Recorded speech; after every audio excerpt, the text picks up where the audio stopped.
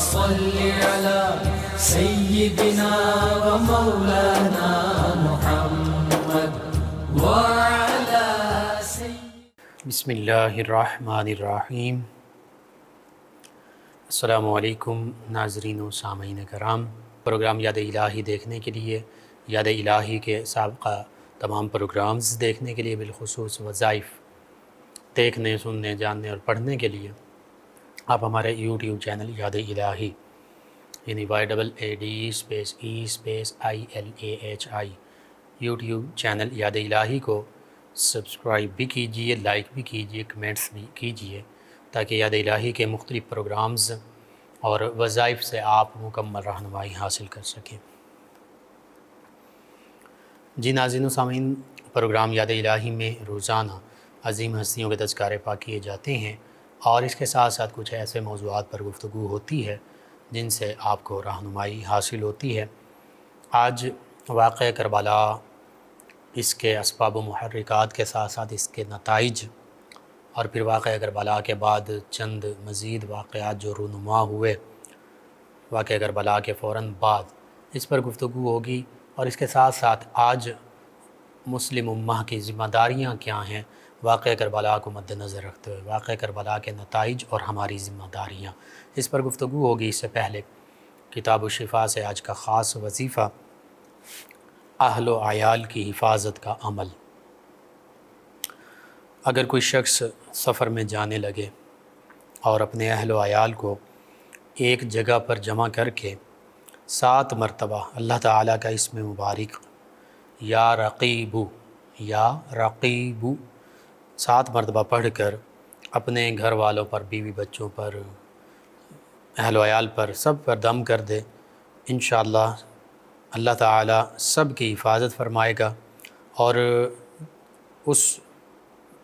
مسافر سے بھی سب کو زندہ سلامت ملائے گا۔ یعنی جو گھر میں سے سفر پر جا رہا ہے، وہ گھر کے تمام افراد پر یہ پڑے گا، دم کر دے گا، تو انشاءاللہ گھر کے افراد بھی سلامت رہیں گے، اور مسافر بھی سلامتی کے ساتھ واپس گھر پلٹ آئے گا۔ تو یہ سفر کے حوالے سے بالخصوص جب کوئی سفر پر جانے لگے تو یہ پڑھ سکتے ہیں، تاکہ سفر پر جانے والا بھی سلامتی کے ساتھ واپس لوٹے، اور اہل و عیال جو ہیں گھر والے، وہ بھی اس مسافر جو گھر کا فرد ہے اس کو دوبارہ مل سکیں۔ دونوں طرف سے سلامتی کے لیے یہ وظیفہ ہے۔ تو ضرور آپ سفر پر جانے لگیں تو ضرور یہ اپنے معمول میں شامل کیجئے اور عاد و وظائف میں شامل کیجئے۔ یہ عمل انشاءاللہ اللہ تعالیٰ ہی سب کی حفاظت فرمانے والا ہے۔ اپنے اعزاء، قریبا، رشتہ دار، دوست، احباب، پڑوسی، محلہ دار، امت مسلمہ تک پہنچائیے۔ میرے، آپ کے، ہمارے بتانے سے اگر کسی بھی ہمارے مسلمان بہن بھائی، کسی مسلمان فرد کا فائدہ ہوتا ہے، انشاءاللہ یہ ہمارے لیے دین و دنیا آخرت میں بھلائی، فائدے، نجات اور شفا کا باعث ہوگا۔ اللہ سبحانہ و تعالی ہمیں آسانیاں عطا فرمائے، ہمیں آسانیاں بانٹنے والا بنائے، مشکلات سے ہماری حفاظت فرمائے، آمین۔ جی ناظرین و سامعین، واقعہ کربلا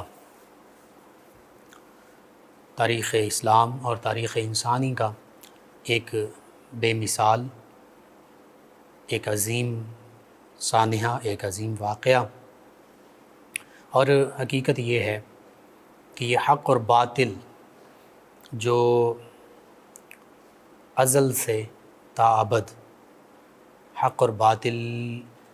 کی لڑائی ہے، حق اور باطل کے درمیان نزاع ہے، اسی سلسلے کی ایک کڑی ہے۔ حق اللہ اور اللہ کے احکام کی پیروی کو کہتے ہیں۔ ہر سچ بات کو مان لینا، تسلیم کر لینا۔ اللہ رب العزت جس نے انسان کو پیدا فرمایا، اسی کی منشا، اسی کی رضا کے مطابق، اسی کا احکام کے مطابق اپنی زندگی گزارنا، یہی حق ہے۔ اور تمام انبیاء و مرسلین علیہم الصلاۃ والتسلیم، کم و بیش 1,24,000 وہ حق ہی کا پیغام اس کائنات ارضی پر لے کر تشریف لائے اور انسانیت تک حق کا پیغام پہنچایا۔ تمام انبیاء کرام علیہ السلام اگرچہ سابقہ ادیان جو ہیں کوئی علاقوں کی نسبت سے منسوب ہوئے، کوئی شخصیات کی نسبت سے منسوب ہوئے، لیکن حقیقت میں انبیاء کرام علیہ السلام تمام کے تمام وہ اسلام ہی کا پیغام دیتے آئے، اور اس دین اسلام کی مکمل تکمیلی شکل وہ آقا کریم صلی اللہ علیہ وآلہ وسلم نے، اور مکمل پیغام وہ آقا کریم صلی اللہ علیہ وآلہ وسلم نے اس امت تک پہنچا دیا، کیونکہ نبی کریم صلی اللہ علیہ وآلہ وسلم آخری نبی ہیں، آخری رسول ہیں، خاتم النبیین، خاتم المرسلین ہیں۔ آپ کے بعد کوئی اور نبی نہیں، کوئی نیا نبی نہیں، کوئی نیا رسول نہیں، کوئی نئی اور امت نہیں، کوئی نئی اور کتاب نہیں۔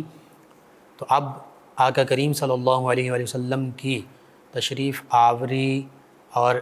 اظہار نبوت فرمانے کے بعد سے لے کر تا قیام قیامت قرآن مجید فرقان حمید ہی کتاب ہدایت ہے، اسلام ہی دین ہدایت ہے، امت مسلمہ ہی آخری امت ہے، قرآن پاک ہی آخری کتاب ہے اللہ کی، نبی کریم صلی اللہ علیہ وآلہ وسلم ہی اللہ کے آخری نبی، آخری رسول، سچے نبی، سچے رسول ہیں۔ تو اب حق کا پیغام وہی ہے جو آقا کریم صلی اللہ علیہ وآلہ واصحابہ وبارک وسلم ہمارے لیے لے کر تشریف لائے۔ کوئی بھی اگر قرآن مجید فرقان حمید کتاب ہدایت، آخری کتاب ہدایت سے منہ موڑے گا کسی اور کتاب کی طرف، سابقہ آسمانی کتابوں یا صحائف یا کسی بھی اور مذہب کے ماننے والوں کی کتاب کی طرف رجوع کرے گا تو وہ حق نہیں پا سکے گا، وہ ہدایت نہیں پا سکے گا۔ اسی طرح جو اسلام سے منہ موڑے گا وہ بھی حق سے منہ موڑے گا، جو قرآن سے اللہ کے فرمان اور اللہ کے نبی صلی اللہ علیہ وآلہ وسلم کے فرمان سے منہ موڑے گا وہ بھی حق سے منہ موڑے گا۔ یوں حقیقت یہ ہے کہ اللہ رب العالمین جو تمام جہانوں کا پالنے والا ہے، جو تمام انسانوں کا پیدا فرمانے والا ہے، اسی نے اپنے پیارے حبیب صلی اللہ علیہ وآلہ وسلم کو آخری نبی اور آخری رسول بنا کر بھیجا ہے۔ تو پتہ چلا کہ جو پیدا فرمانے والا ہے وہ اپنی مخلوق کی بھلائی مخلوق سے بھی زیادہ بہتر جانتا ہے۔ آپ دیکھیے بلا تشبیہ بلا تمثیل اللہ رب العزت کی ذات کے تو کوئی ہمسری کا دعویٰ بھی نہیں کر سکتا، کوئی ہمسر ہو ہی نہیں سکتا، اگرچہ دعوے کرنے والے بے شمار ہوئے، لیکن حقیقت یہ ہے ایک عام سی مثال صرف سمجھانے کے لیے ہی اللہ تعالیٰ کے ساتھ، اللہ کی ذات والا صفات کے ساتھ اس کی کوئی تشبیہ نہیں، کوئی تمثیل نہیں، صرف سمجھانے کے لیے کہ آج کوئی چھوٹی سے چھوٹی یا بڑی سے بڑی کوئی چیز ایجاد کی جاتی ہے، انوینٹ کی جاتی ہے، پروڈیوس کی جاتی ہے، مینوفیکچر کی جاتی ہے، تیار کی جاتی ہے، تو اس کا بنانے والا اس کے ساتھ ایک مینول انسٹرکشنز، ایک کتابچہ، ایک مینول دیتا ہے۔ ہر کمپنی کوئی ڈیوائس بنا رہی ہے، کوئی الیکٹرانکس ڈیوائس ہیں، کوئی ہوم اپلائنسز ہیں، کوئی بھی چیز ہے، اس کے ساتھ مینول ہوتا ہے یا کم از کم ہدایات ہوتی ہیں کہ اس کو اس طرح استعمال کرنا ہے تو یہ آپ کے اتنا عرصہ کام آئے گی، اتنی اس کی وارنٹی ہے، اتنی اس کی گارنٹی ہے، اور اگر اس کے برعکس ان اصولوں کے برعکس استعمال کریں گے تو پھر ہم اس کی کوئی گارنٹی نہیں دیتے۔ بعض اوقات کہا جاتا ہے کہ یہ چیز اگر گر کر ٹوٹ گئی یا پانی الیکٹرانک ڈیوائسز وغیرہ پانی میں گر گئی تو پھر اس کی کوئی وارنٹی نہیں ہے۔ اس کے علاوہ اگر کوئی اس میں خرابی آئی تو ہم اس کے کلیم کے لیے بھی تیار ہیں، تبدیلی کے لیے بھی تیار ہیں، ریپلیسمنٹ، سروس، ہر معاملے کے لیے، یا اس کی لائف ٹائم وارنٹی ہے ان انسٹرکشنز کے تحت۔ تو یہ تو عام دنیاوی چیزوں کا معاملہ ہے کہ ان کے بنانے والے وہ 7 ہدایات دیتے ہیں اور بتاتے ہیں کہ اس کو یوں یوز کرنا ہے، اس کے مطابق چلانا ہے تو یہ آپ کے کام آئے گی ورنہ یہ نقصان دے گی۔ تو انسان جس کو تخلیق فرمانے والا اللہ رب العزت ہے،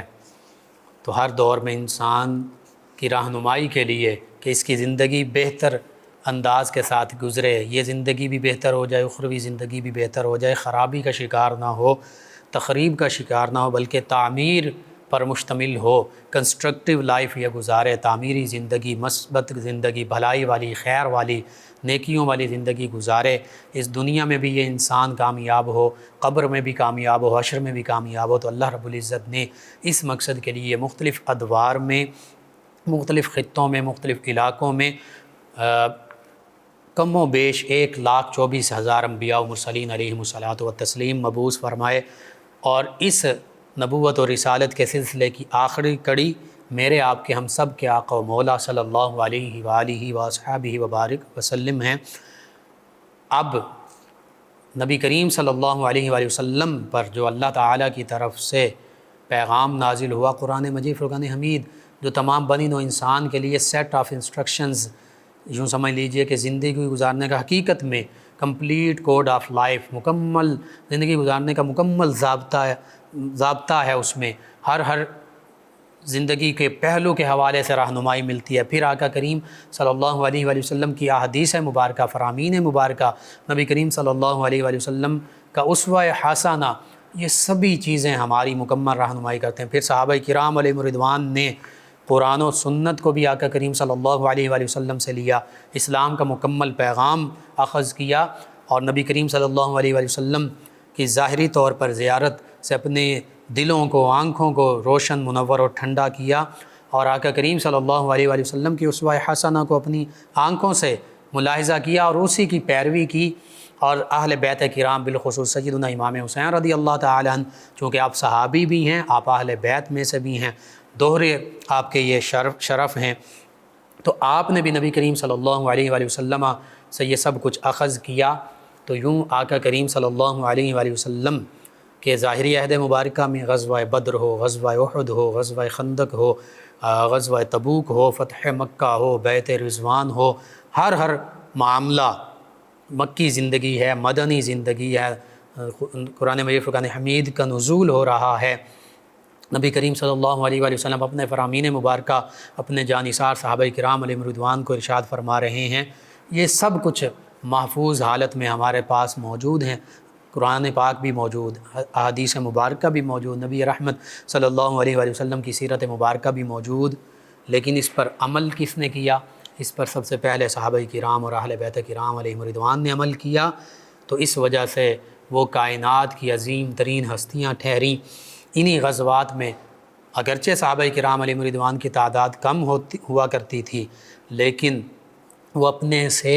3 4 گنا، حتیٰ کہ بعض اوقات تو 10 درجنوں گنا بڑی فوج اور سینکڑوں گنا بڑی فوج کے ساتھ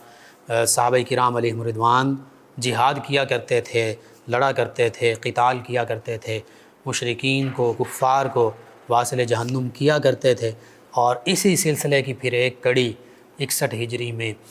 واقعہ کربلا کے طور پر بھی پیش آئی کہ نبی کریم صلی اللہ علیہ وآلہ وسلم اور صحابہ کرام علیہم رضوان کے نقش قدم پر چلتے ہوئے سیدنا امام حسین رضی اللہ تعالی عنہ، آپ کے خانوادے اور دیگر عظیم ہستیاں جن میں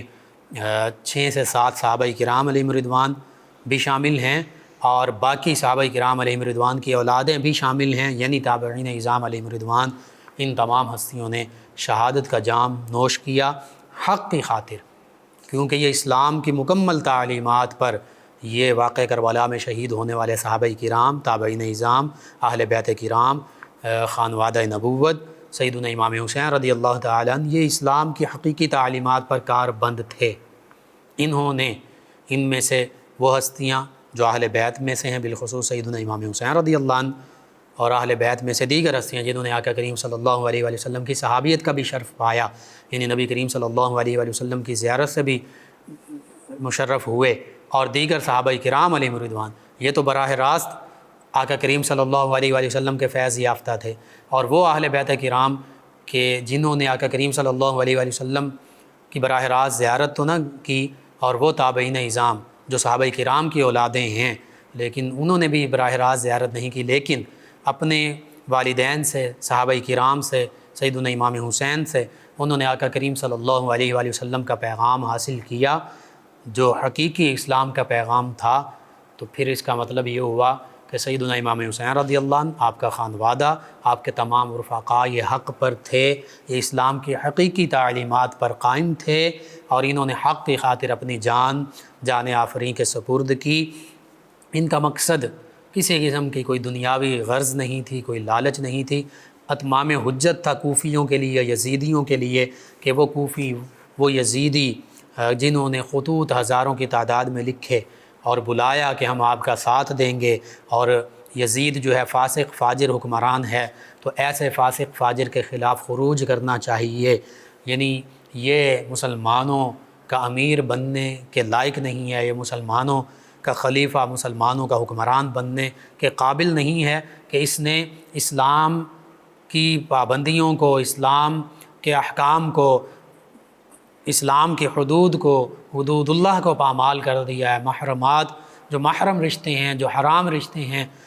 ان کو اس نے حلال کر دیا ہے۔ جو حرام چیزیں ہیں، شراب ہے، زنا ہے، دیگر معاملات، ان کو اس نے حلال کر دیا ہے، اور یہ فسق و فجور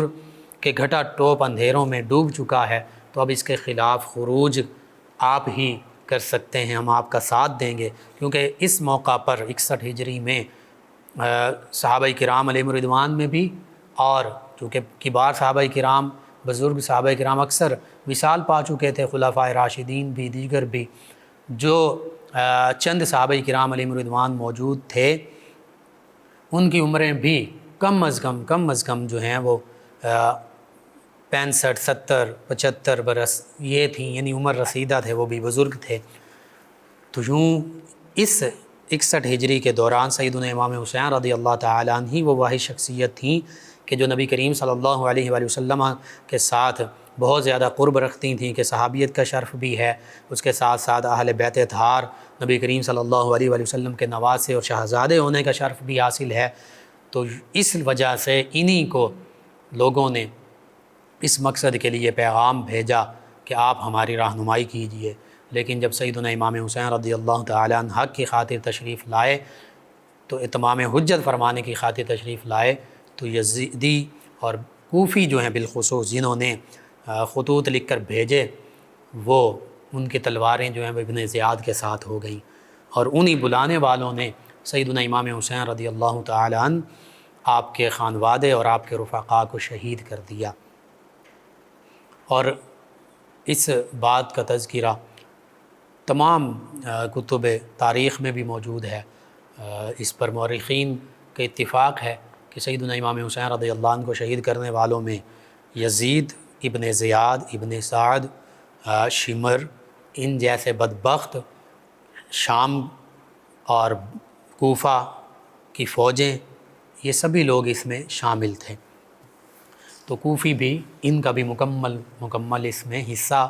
اس میں شمولیت ہے سیدنا امام حسین رضی اللہ تعالیٰ عنہ کے شہید کرنے میں۔ بہرحال سیدنا امام حسین رضی اللہ عنہ کی شہادت، انہوں نے اللہ کی رضا کی خاطر اپنی جان قربان کی، اپنے شہزادوں کی، بھتیجوں کی، بھانجوں کی، بھائیوں کی قربانیاں دیں، اور پھر آپ کی شہادت کے بعد آپ کے سر انور سے بھی کرامات کا ظہور ہوا، اس کا بھی ذکر ہوا۔ پھر سیدنا امام حسین رضی اللہ عنہ، آپ کے خانوادے، آپ کے رفقاء، صحابہ کرام، اہل بیت کرام، تابعین اعظام علیہم رضوان، ان تمام ہستیوں کے شہید کرنے والوں کا انجام بھی بہت بدتر ہوا۔ اللہ سبحانہ وتعالی نے قرآن مجید فرقان حمید میں فرمایا، مفہوماً میں عرض کر دیتا ہوں کہ بعض کا تو یوں ہوتا ہے کہ اللہ تعالیٰ ایک ظالم پر اس سے بھی بڑا ظالم مسلط کر دیتا ہے، ظالموں پر ظالم مسلط کر دیے جاتے ہیں، جو ان ظالموں کو، پہلے ظالموں کو انجام تک پہنچاتے ہیں۔ یوں ہی ہوا، سیدنا امام حسین رضی اللہ تعالیٰ عنہ کو یزید ابن زیاد ابن سعد، شمر، ذوالجوشن وغیرہ اور دیگر بدبختوں نے، جنہوں نے شہید کیا تھا، ان کا اپنا انجام بھی اچھا نہ ہوا، اس دنیا میں بھی یہ اپنے انجام بد کو پہنچے۔ مختار ثقفی خاص طور پر اس کا نام تاریخ میں ملتا ہے کہ سیدنا امام حسین رضی اللہ تعالیٰ عنہ کے جو قاتلین تھے، ان کو چن چن کر اس نے قتل کروایا، کسی کو سولی پر لٹکوا دیا، کسی کو اسی طرح سر قلم کر دیا، کسی کو زندہ جلا دیا۔ تو مختلف، خولی بن یزید جو ہے، اس کو بھی قتل کیا گیا، قتل کرنے کے بعد اس کو جلا دیا گیا۔ اسی طرح شمر ذوالجوشن جو تھا،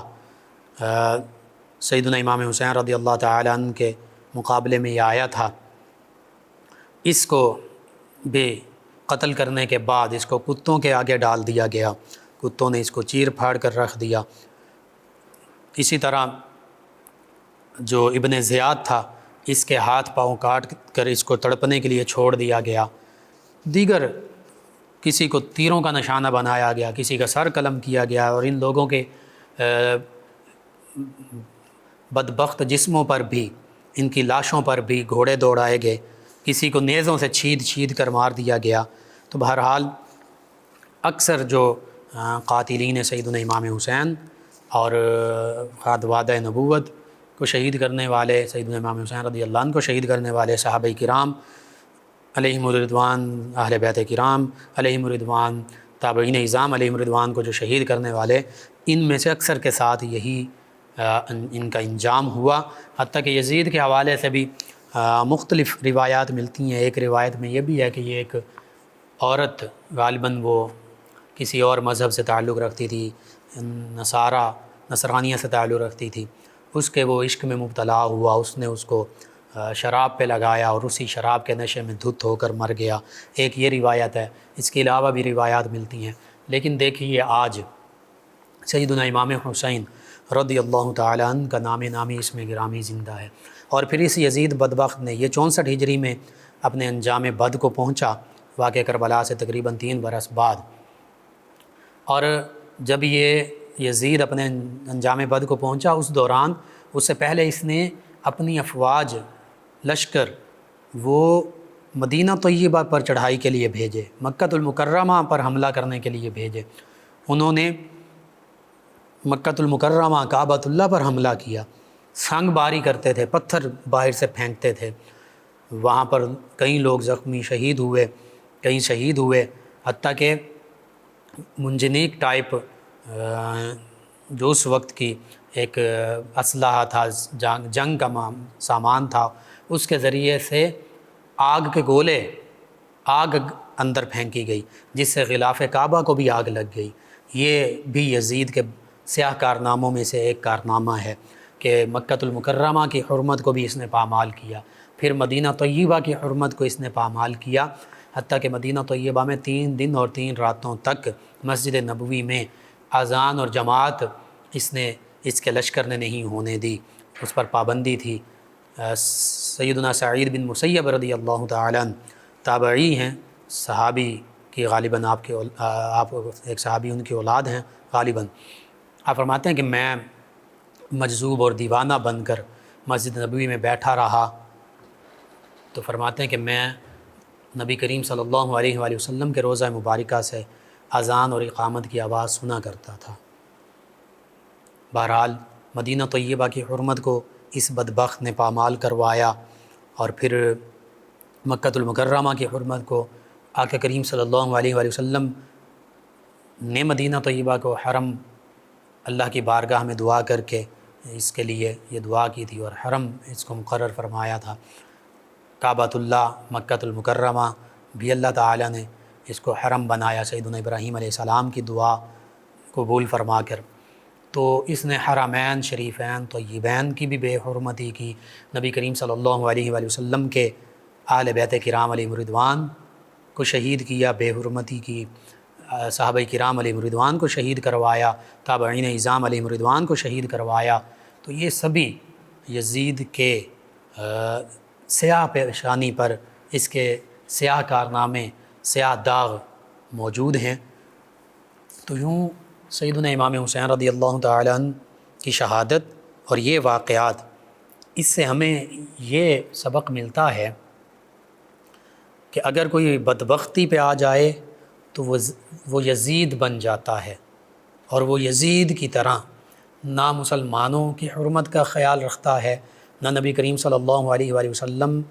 اور نبی کریم صلی اللہ علیہ وآلہ وسلم کی ساتھ نسبت رکھنے والی ہستیوں اور چیزوں کا حیا کرتا ہے۔ وہ نبی کریم صلی اللہ علیہ وآلہ وسلم سے نسبت رکھنے والے اہل بیت کرام علیہم الرضوان کی حرمت بھی پامال کرتا ہے، ان کو بھی شہید کروا سکتا ہے۔ وہ صحابہ کرام علیہم الرضوان جنہیں نبی کریم صلی اللہ علیہ وآلہ وسلم سے نسبت ہے، انہیں بھی شہید کروا سکتا ہے۔ وہ مدینہ طیبہ کی حرمت بھی پامال کروا سکتا ہے، جو نبی کریم صلی اللہ علیہ وآلہ وسلم کا حرم ہے، اللہ نے حرم اس کو بنایا۔ وہ اللہ کے گھر کی حرمت بھی پامال کروا سکتا ہے، کعبۃ اللہ پر سنگ باری بھی کروا سکتا ہے۔ یعنی وہ اتنا شقی، اتنا بدبخت، اتنا پلید ہو سکتا ہے کہ کہ جو باطل پر آ جائے تو یہ معاملہ ہو سکتا ہے، بظاہر وہ اگرچہ کلمہ گو ہو لیکن اس کی بدبختی، بدباطنی، خبث باطن اتنا بڑھ جاتا ہے کہ پھر اس کی نظر میں نہ کعبۃ اللہ کی کوئی حرمت ہوتی ہے، نہ مدینہ طیبہ کی کوئی حرمت ہوتی ہے، نہ نبی رحمت صلی اللہ علیہ وآلہ وسلم کی حرمت کا کوئی پاس ہوتا ہے، نہ نبی کریم صلی اللہ علیہ وآلہ وسلم کی سے نسبت رکھنے والے اہل بیت کرام، صحابہ کرام، تابعین اعظام علیہم رضوان کا کوئی پاس، ان کی حرمت کا کوئی پاس ہوتا ہے۔ وہ پھر ہر سیاہ سے سیاہ کارنامہ کر گزرنے میں آگے سے آگے رہتا ہے۔ بہرحال غالباً ابھی یہ مدینہ طیبہ پر حملہ آور ہوئے تھے تو چند دن گزرے تھے، تو اسی دوران یزید بدبخت کی بد انجامی، بری موت کی خبر پتہ چلی لوگوں کو مدینہ طیبہ میں بھی اس کے لشکر کو، تو پھر انہوں نے واپسی کا راستہ اختیار کیا۔ تو اب واقعہ کربلا، سیدنا امام حسین رضی اللہ تعالی عنہ، آپ کا خانوادہ، صحابہ کرام، تابعین اعظام، نبی رحمت صلی اللہ علیہ وآلہ وسلم سے نسبت رکھنے والی یہ تمام ہستیاں، اسلام، قرآن، نبی کریم صلی اللہ علیہ وآلہ وسلم کا فرمان، نبی رحمت صلی اللہ علیہ وآلہ وسلم کا اسوہ حسنہ، یہ ہستیاں اسی پر عمل پیرا تھیں، یہ حق ہیں، اور اس پر یہ ہستیاں ہمیں حق پر قائم نظر آتی ہیں۔ اور دوسری جانب یزید، اس کے پیروکار، اس کے لشکری، اس کے گورنرز، اس کا ساتھ دینے والے، اس کی ہاں میں ہاں ملانے والے، اور اس کے آرڈر پر چاہے لالچ میں، چاہے عہدے منصب کی وجہ سے، چاہے ڈر کی وجہ سے، چاہے وہ کوفی ہوں، چاہے وہ عراقی ہوں، چاہے وہ شامی ہوں، جو یزید ابن زیاد ابن سعد ان کے لشکر میں شامل تھے، جنہوں نے یہ ظلم کیا، یہ سبھی باطل پر تھے۔ تو آج ہمیں واقعہ کربلا سے یہ پتہ چلتا ہے کہ اگر کوئی حکمران، یزید چونکہ حکمران وقت تھا، اگر کوئی حکمران اسلام کی تعلیمات، قرآن کی تعلیمات، نبی رحمت صلی اللہ علیہ وآلہ وسلم کی تعلیمات، آپ کے اسوہ حسنہ، آپ کے صحابہ کرام، آپ کے اہل بیت کرام، مدینۃ النبی، کعبۃ اللہ، ان کی حرمتوں اور ان کی عظمتوں کے خلاف جائے گا، چاہے وہ کوئی بھی ہو، تو پھر وہ باطل پر ہوگا، اور جو اعلانیہ فسق و فجور کا مرتکب ہوگا وہ باطل پر ہوگا۔ یزید اعلانیہ فسق و فجور کرتا تھا، شراب پیتا تھا، زنا کرتا تھا، محرمات رشتوں کو، حرام رشتوں کو، جن سے عقد نہیں ہو سکتا، ان کو اس نے حلال ٹھہرا دیا تھا۔ کون سی بدبختی، بدباطنی نہیں تھی کہ جو اس میں موجود نہ تھی؟ اور اسی وجہ سے یزید نے یہ کہا تھا، جب سیدنا امام حسین رضی اللہ تعالیٰ عنہ کا سر انور لایا گیا اس کے پاس، تو اس نے اپنی جاہلیت کا ثبوت دیتے ہوئے اس نے یہ کہا تھا کہ ہم نے بدر و احد کے جو اپنے بڑے تھے ان کے قتل کا بدلہ لے لیا۔ اس سے بھی پتہ چلتا ہے کہ یزید جو ہے وہ اسلام کی تعلیمات پر نہیں تھا، وہ اپنے آبائی تعصب،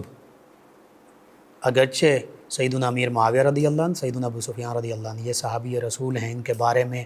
ہم وہی کہیں گے جو قرآن نے، جو اللہ کے نبی صلی اللہ علیہ وآلہ وسلم کے فرمان نے، جو اہل بیت کرام نے ان کی فضیلتیں بیان کی ہیں، وہی ہم بیان کرتے ہیں۔ لیکن بیٹے کا معاملہ جو ہے وہ باپ سے اس کا بدلہ نہیں لیا جاتا۔ سیدنا نوح علیہ السلام اللہ کے نبی ہیں، بیٹا جو ہے کنعان وہ کفر پر ہے، تو اللہ فرماتا ہے انہ لیس من اہلک، اے نوح علیہ السلام، اور بیوی بھی کفر پر تھی، تو فرمایا نوح علیہ السلام یہ آپ کی بیوی، یہ آپ کا بیٹا، یہ آپ کے اہل میں سے ہی نہیں ہے، یہ آپ کے قابل بھی نہیں ہے، اہل بھی نہیں، آپ کے گھر والوں میں سے بھی نہیں ہے۔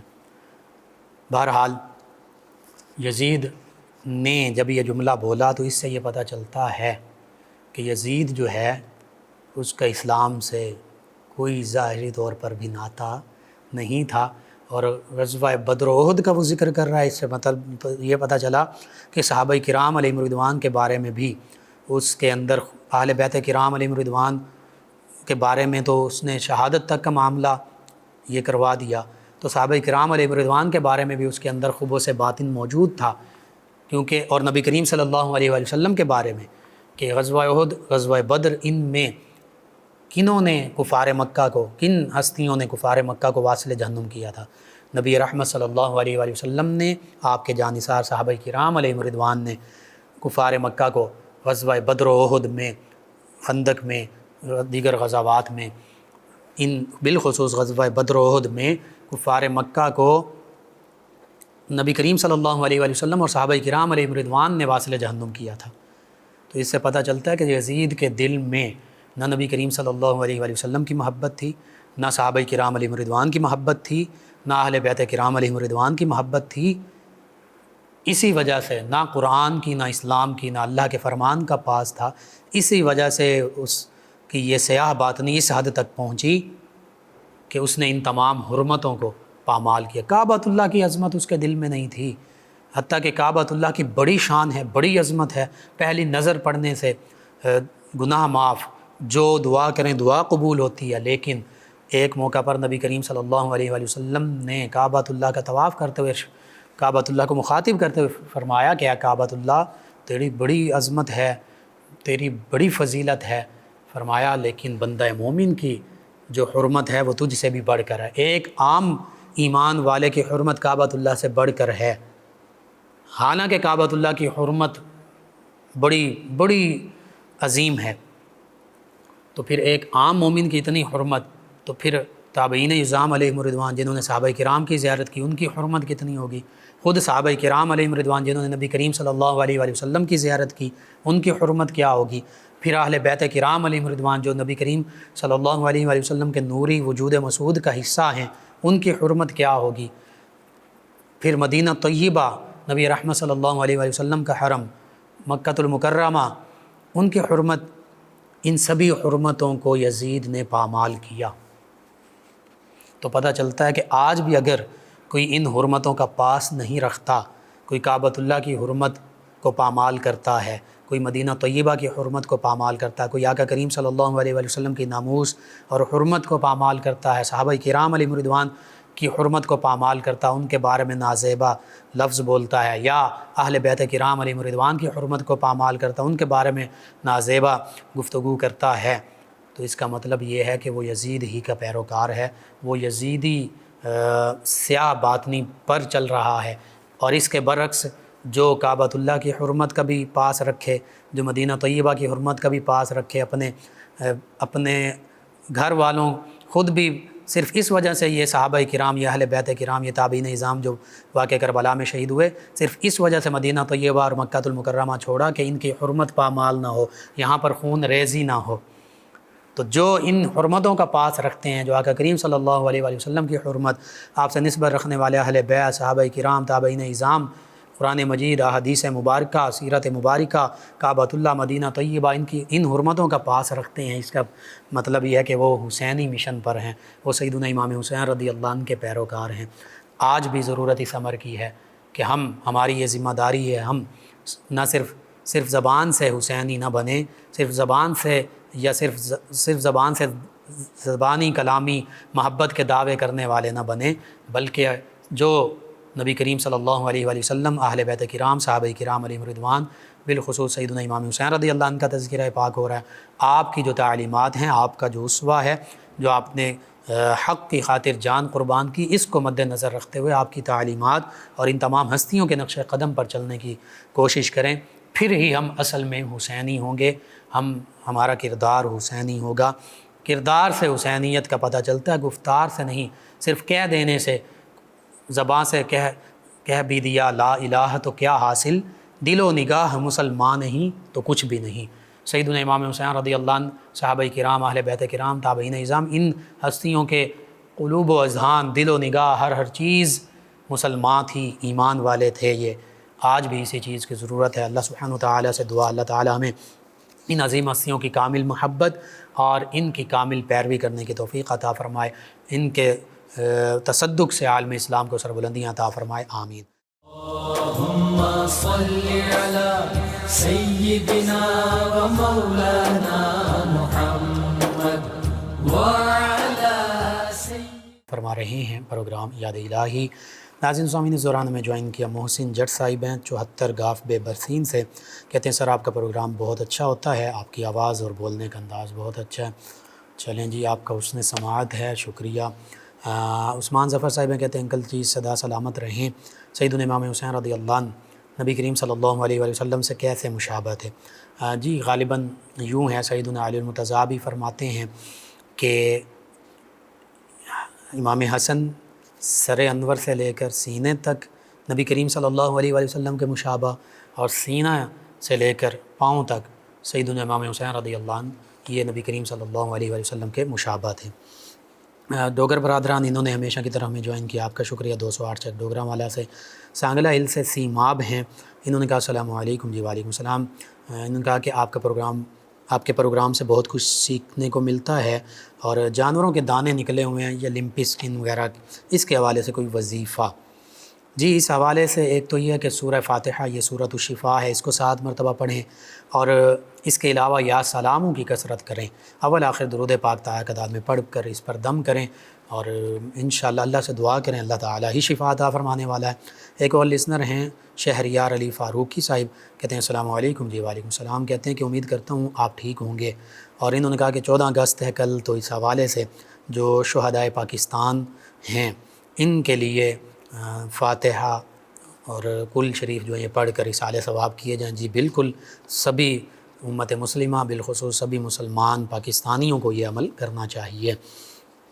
اس کے علاوہ ہمیں جوائن کیا ایک اور لسنر ہیں،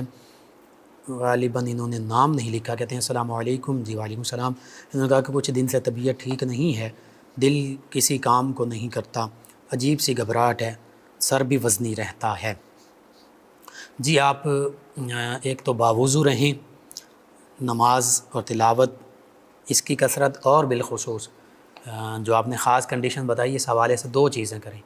ایک تو درود پاک زیادہ سے زیادہ پڑھیں، کوئی سا بھی درود پاک، اور دوسرا استغفار استغفر اللہ ربی من کل ذنب و اتوب الیہ، یہ زیادہ سے زیادہ کریں، اللہ تعالیٰ بہتری فرما دے گا۔ نمرہ صاحبہ کہتی ہیں بھائی آپ نے سورہ آل عمران پڑھنے کے لیے بتائی تھی، کیسے کب پڑھنی ہے؟ جی اگر تو شادی کے لیے پوچھا ہے تو پھر یہ بچیوں کے لیے ہوتا ہے کہ وہ جمعۃ المبارک کے دن 313 مرتبہ پڑھیں، اس کے علاوہ کثرت سے پڑھیں آیت مبارکہ 9 سورہ آل عمران کی، اور ویسے اگر گھر میں آسیب یا اس طرح کا کوئی معاملہ ہے، جنات کی شرارتیں وغیرہ، تو سورہ بقرہ 40 دن تک روزانہ پڑھی جائے۔ ایک اور ہمارے لسنر ہیں فیصل صاحب، کہتے ہیں کہ بڑے ہوئے پیٹ کے لیے کوئی وظیفہ بتا دیں۔ جی اس کا طبی علاج بھی ہوتا ہے، وہ بھی کروائیے، پرہیز بھی ضروری ہے، اس میں ورزش بھی ضروری ہے، اور میں یہی کہوں گا کہ آپ یا شافی الامراض اس کو کثرت سے پڑھیں، اور یا سلامو کثرت سے پڑھیں، اللہ تعالیٰ شفا عطا فرمائے گا۔ آپ تمام ویورز لسنرز کا شکریہ، آپ ہمیں جوائن کرتے ہیں، پروگرام یاد الہی میں شامل ہوتے ہیں، اپنے فیڈ بیک سے ہمیں آگاہ کرتے ہیں۔ ناظرین و سامعین، پروگرام یاد الہی کا وقت ختم ہو جاتا ہے، انشاءاللہ کل صبح دوبارہ آپ سے ملاقات ہوگی پروگرام یاد الہی میں۔ اپنے میزبان محمد لقمان رضا اور ہماری ٹیم کو اجازت دیجیے، اللہ نگہبان۔ اللهم صل على سيدنا ومولانا محمد